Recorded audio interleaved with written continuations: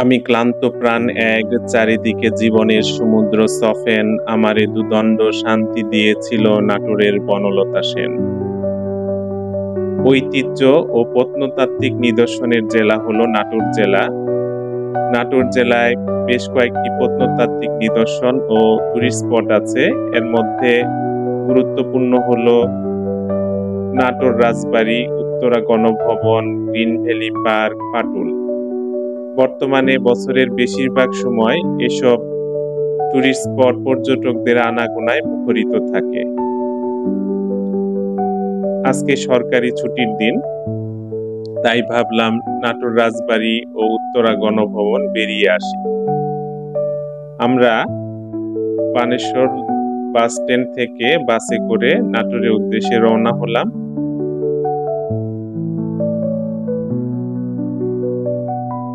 নাটোরের rail station bypass, যেটি বেলবন ঘড়িয়া bypass নামে পরিচিত, এখান থেকে অটোয় করে যেতে হবে নাটোর রাজবাড়ি।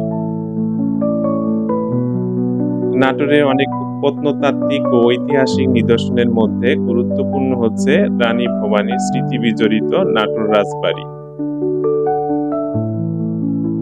নাটোর রাজবাড়ি নাটোর পৌরসভার মধ্যেই অবস্থিত। নাটোর রাজবাড়ি যে এলাকায় অবস্থিত, এটি বঙ্গজল নামে পরিচিত।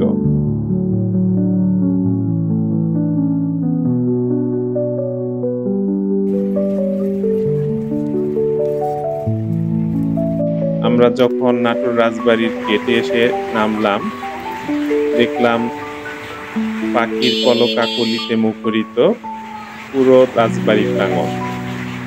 গেটের ঠিক উপরেই একটি বড় গাছ, এখানে বাসা বেঁধেছে ঝাঁকে ঝাঁকে জলজ পাখি, যাদের কিচিরমিচিরে সম্পূর্ণ এলাকাটি মুখরিত হয়ে আছে। নাটোর রাজবাড়ির গেটের প্রবেশ মূল্য ৩০ টাকা।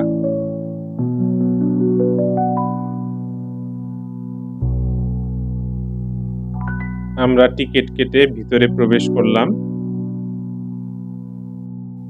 নাটোরের অনেক প্রত্নতাত্ত্বিক ও ঐতিহাসিক নিদর্শনের মধ্যে গুরুত্বপূর্ণ হচ্ছে নাটোর রাজবাড়ি।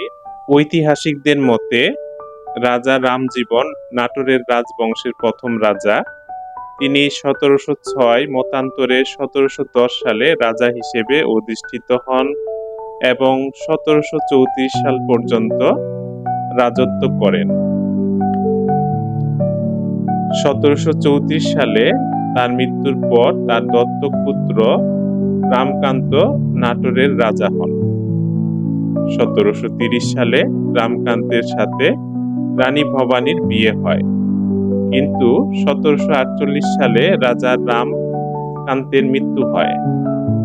তখন নবাব আলীবর্দী খাঁ রানী ভবানীকে নাটোরের জমিদারি পরিচালনার ভার অর্পণ করেন। রানী ভবানীর পৈতৃক নিবাস ছিল বগুড়ার আদমদিঘিতে।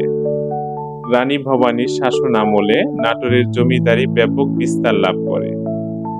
বর্তমান রাজশাহী, পাবনা, বগুড়া, কুষ্টিয়া, যশোর, রংপুর, ভারতের মুর্শিদাবাদ, বীরভূম ও মালদহে জমিদারি বিস্তার লাভ করে।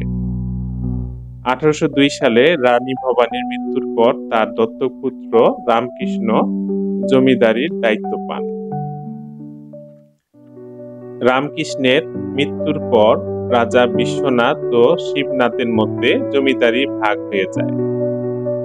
রাজা বিশ্বনাথ বড় তরফ ও রাজা শিবনাথ ছোট তরফ হিসেবে খ্যাতি লাভ করেন এবং তাদের বংশধর স্বতন্ত্রভাবে বড় তরফ ও ছোট তরফের জমিদারি পরিচালনা করতে থাকেন। নাটোরের রাজবাড়ি ১২০ একর এলাকা নিয়ে গঠিত।